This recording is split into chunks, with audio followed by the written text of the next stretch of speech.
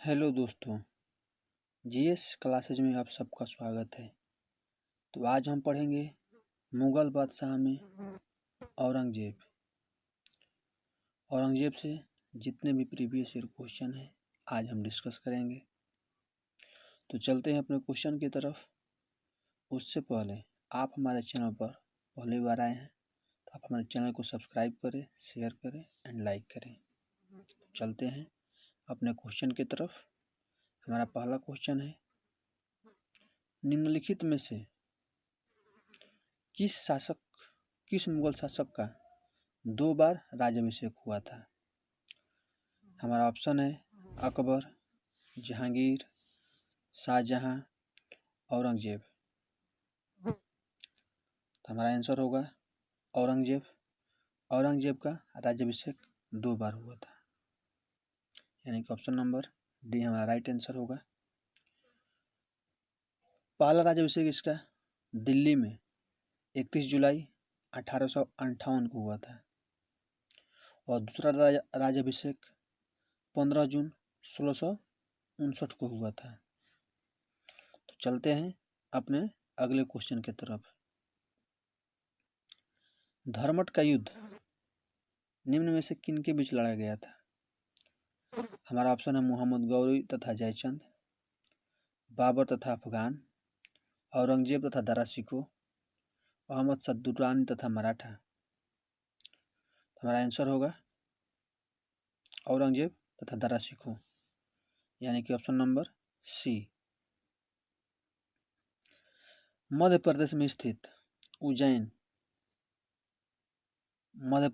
उज्जैन के निकट ही धर्मत है, जहां पर 15 अप्रैल 1658 को औरंगजेब और दारा शिकोह के मध्य यह युद्ध हुआ था, धर्मट का युद्ध। इस युद्ध में जोधपुर के राजा जसवंत सिंह थे जो दारा शिकोह का साथ दे रहे थे और औरंगजेब का भाई मुराद औरंगजेब की तरफ से लड़ रहा था। तो हमारा आंसर होगा औरंगजेब और दारा शिकोह। इस युद्ध में दारा शिकोह की हार हुई। तो चलते हैं अपने अगले क्वेश्चन पर। औरंगजेब ने जोधपुर के किस शासक जसवंत सिंह को 1658 ईस्वी के धर्मट के युद्ध में पराजित किया था? धर्मट किस राज्य में स्थित है? हमारा ऑप्शन है राजस्थान, मध्य प्रदेश, गुजरात, उत्तर प्रदेश। तो अभी मैंने डिस्कस किया पिछले ही क्वेश्चन पर कि धर्मट कहाँ है। धर्मट उज्जैन के निकट मध्य प्रदेश में स्थित है। राइट आंसर होगा मध्य प्रदेश, यानी कि ऑप्शन नंबर बी। तो चलते हैं अपने अगले क्वेश्चन की तरफ। मुगल शहजादा जिसने श्रीनगर गढ़वाल में आश्रय लिया था, आपका ऑप्शन है मुराद, औरंगजेब, दारा शिकोह, सुलेमान शिकोह। तो हमारा आंसर होगा सुलेमान शिकोह, यानी कि ऑप्शन नंबर डी।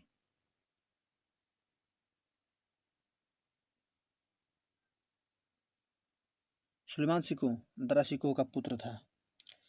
उत्तराधिकारी के युद्ध में औरंगजेब से पराजित हुआ दारा शिकोह और दारा शिकोह के शहजादा सुलेमान शिकोह ने श्रीनगर गढ़वाल में आश्रय लिया, जहाँ का शासक मेदिनी सिंह थे।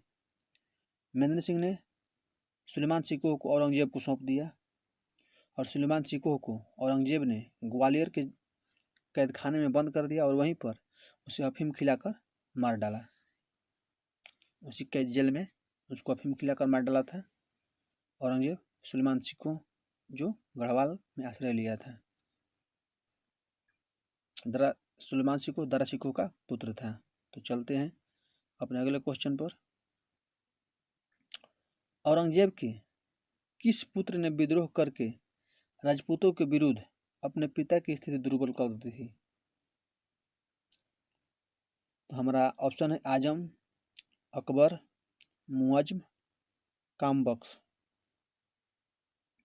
तो हमारा आंसर होगा मोहम्मद अकबर, यानी कि ऑप्शन नंबर बी अकबर।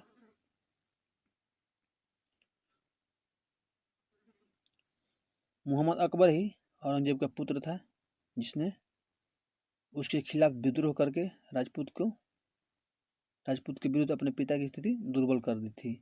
तो राइट आंसर होगा अकबर, जो 1681 में विद्रोह किया था। चलते हैं अपने अगले क्वेश्चन पर। किस मुगल सेनापति के साथ शिवाजी ने 1565 में पुरंदर की संधि की? हमारा ऑप्शन है दिलेर खान, जय सिंह, जसवंत सिंह, शाइस्ता खान।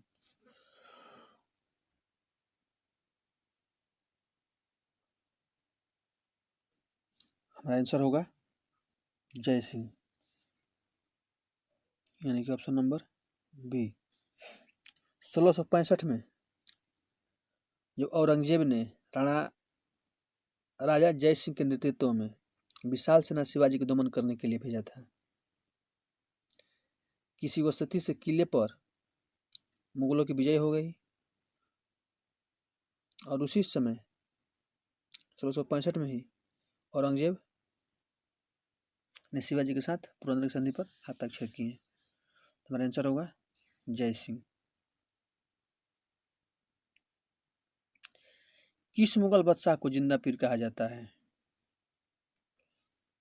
हमारा ऑप्शन है अकबर, औरंगजेब, शाहजहां, जहांगीर।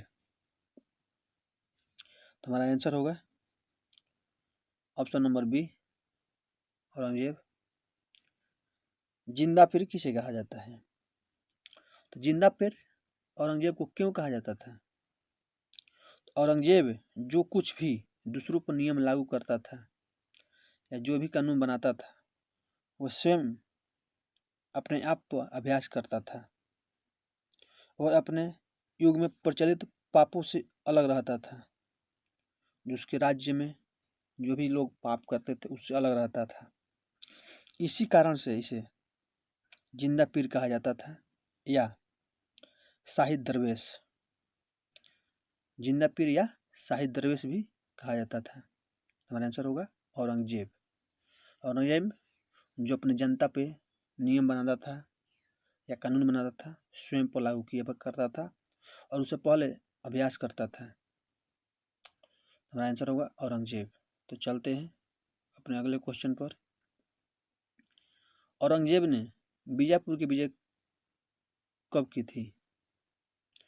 हमारा आंसर है, हमारा ऑप्शन है 1685, 1686, 1687, 1684। तो हमारा आंसर होगा 1686, यानी कि ऑप्शन नंबर बी। तो चलते हैं अपने अगले क्वेश्चन पर। औरंगजेब ने दक्षिण में जिन दो राज्यों को विजय किया था वह थे, हमारा ऑप्शन है अहमदनगर एवं बीजापुर, बीदर एवं बीजापुर, बीजापुर एवं गोलकुंडा, गोलकुंडा एवं अहमदनगर। तो औरंगजेब 1652 ईस्वी में जब औरंगजेब दूसरी बार दक्षिण का सूबेदार नियुक्त किया गया था तो उसने अपने गोलकुंडा और बीजापुर के विरुद्ध आक्रामक नीति अपनाई थी। आक्रामक नीति अपनाई थी या आक्रमण करने का विचार कर रहा था, यानी तैयारी कर रहा था। तभी दारा शिकोह के परामर्श पर शाहजहां द्वारा भेजे गए आदेश के अनुसार जब वह आक्रमण करने की विचार बना रहा था तब दारा शिकोह ने अपने पिता के साथ परामर्श किया, शाहजहां के साथ, और शाहजहां ने आदेश दिया 1656 में गोलकुंडा और 1657 में बीजापुर के साथ संधि करनी पड़ी थी। जब शाहजहां ने ऑर्डर दिया युद्ध नहीं करना है, आप जाकर उनसे संधि कीजिए, तो 1656 में गोलकुंडा से और 1657 में बीजापुर से संधि की। लेकिन जब औरंगजेब ने जब बादशाह बना तब अपनी अधूरी इच्छा पूरा करने के लिए सोचा और गोलकुंडा को 1687 में और बीजापुर को 1686 में आधिपत्य स्थापित किया था। आपको यहाँ से एक क्वेश्चन बनता है कि गोलकुंडा का शासक जब 1687 में युद्ध हुआ था तो उस समय गोलकुंडा का शासक कौन था? तो हमारा आंसर होगा ऑप्शन अबुल हसन था। जब गोलकुंडा पर औरंगजेब ने आधिपत्य स्थापित किया था उस समय गोलकुंडा का शासक अबुल हसन शाह था। तो चलते हैं, तो हमारा आंसर होगा औरंगजेब ने दक्षिण में जिन 2 राज्यों को विजय किया था वह थे विजयपुर और गोलकुंडा, यानी कि ऑप्शन नंबर सी। किस बादशाह के अंतर्गत मुगल सेना में सर्वाधिक हिंदू सेनापति थे? हमारा ऑप्शन है हुमायूं, अकबर, जहांगीर, औरंगजेब। हमारा आंसर होगा औरंगजेब। औरंगजेब के समय में सर्वाधिक हिंदू सेनापति थे। तो चलते हैं अपने अगले क्वेश्चन पर। बीबी का मकबरा का निर्माता था, यानी बीबी का मकबरा किसने बनवाया? हमारा ऑप्शन है हुमायूं, शाहजहां, अकबर द्वितीय, औरंगजेब। हमारा आंसर होगा औरंगजेब। औरंगजेब ने बीबी का मकबरा बनवाया था औरंगाबाद में, मुंबई में, महाराष्ट्र में औरंगाबाद में है। और यह 1651 से लेकर 1661 तक बीबी का मकबरा बनाने में, यानी कि 10 वर्ष का समय लगा था, 1651 से 1661 तक। तो हमारा आंसर होगा औरंगजेब। तो चलते हैं अपने अगले क्वेश्चन पर। औरंगजेब द्वारा चलाए गए जिहाद का अर्थ है? जिहाद का मतलब होता है धर्म युद्ध, या दारुल इस्लाम भी कहा जाता है। जिहाद का अर्थ दारुल इस्लाम, यानी कि ऑप्शन नंबर बी हमारा राइट आंसर होगा।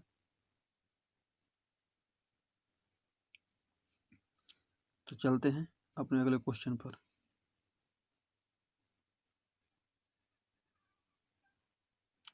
जजिया किसके शासनकाल में पुनः लगाया गया? हमारा ऑप्शन है अकबर, औरंगजेब, जहांगीर, हुमायूं। 1679 ईस्वी में जजिया कर को पुनः लगाया गया था औरंगजेब के द्वारा। हमारा आंसर होगा ऑप्शन नंबर बी, औरंगजेब। तो चलते हैं अपने अगले क्वेश्चन पर। कौन सा मकबरा द्वितीय ताजमहल कहलाता है? कौन सा मकबरा द्वितीय ताजमहल कहलाता है? द्वितीय ताजमहल को ही बीबी का मकबरा कहा जाता है। हमारा ऑप्शन है अनारकली का मकबरा, इत्माद-उद-दौला का मकबरा, रबिया उद दौरानी के मकबरा, या इनमें से कोई नहीं। हमारा आंसर है रबिया उद दौरानी का मकबरा। औरंगजेब ने औरंगाबाद में अपनी प्रिय पत्नी रबिया उद दौरानी के मकबरे का निर्माण 1651 से 1661 ईस्वी के बीच में कराया था। इसे बीबी का मकबरा भी कहा जाता है।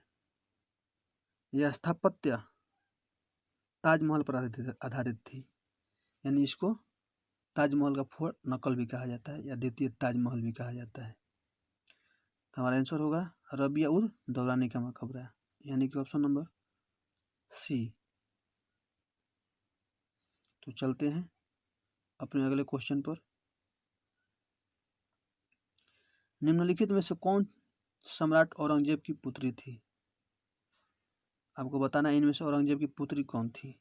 हमारा ऑप्शन है जहां आरा, रोशन आरा, गौहर आरा, मेहरुनिसा। तो जहां आरा औरंगजेब की बहन थी, रोशन आरा औरंगजेब की बहन थी, गौहर आरा औरंगजेब की बहन थी, और मेहरुनिसा उसी की पुत्री थी, यानी कि हमारा आंसर होगा ऑप्शन नंबर डी, मेहरुनिसा। तो चलते हैं अपने अगले क्वेश्चन पर। औरंगजेब ने किसको सहीबात उज जमानी की उपाधि प्रदान की? हमारा ऑप्शन है सदुस्ता खां, अमीन खां, जहां आरा, रोशन आरा।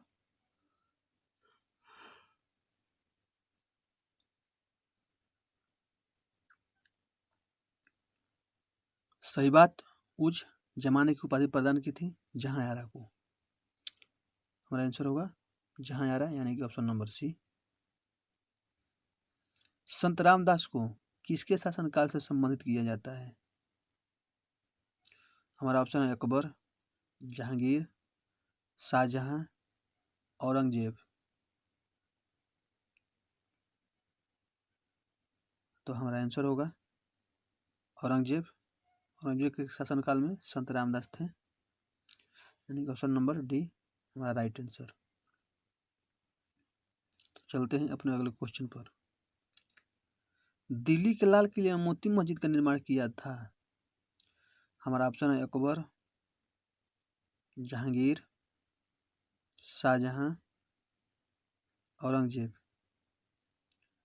तो दिल्ली के लाल किला शाहजहां ने बनवाया था, किंतु लाल किले में मोती मस्जिद का निर्माण औरंगजेब ने करवाया था। तो हमारा क्वेश्चन है लाल किले में मोती मस्जिद का निर्माण किसने किया था? तो औरंगजेब, यानी हमारा right answer option number D. तो चलते हैं अपने अगले क्वेश्चन पर। निम्नलिखित में से औरंगजेब का उत्तराधिकारी कौन था? हमारा ऑप्शन है आजम, कामबख्श, अकबर द्वितीय, मुआज्म। औरंगजेब के उत्तराधिकारी को ही बूढ़ा बादशाह भी कहा जाता है, जो 63 वर्ष की आयु में राजा बना था। तो हमारा ऑप्शन है आजम, कामबख्श, अकबर द्वितीय, मुआज्म। तो हमारा आंसर होगा मुआज्म।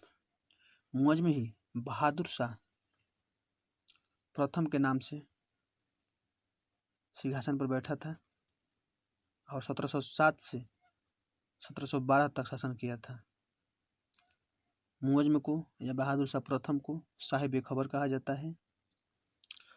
आपसे क्वेश्चन में पूछा जाता है कि बूढ़ा बादशाह किसे कहा जाता है? तो हमारा आंसर होगा मुआज्म, जो 63 वर्ष की आयु में राजा बना था बहादुर शाह प्रथम के नाम से।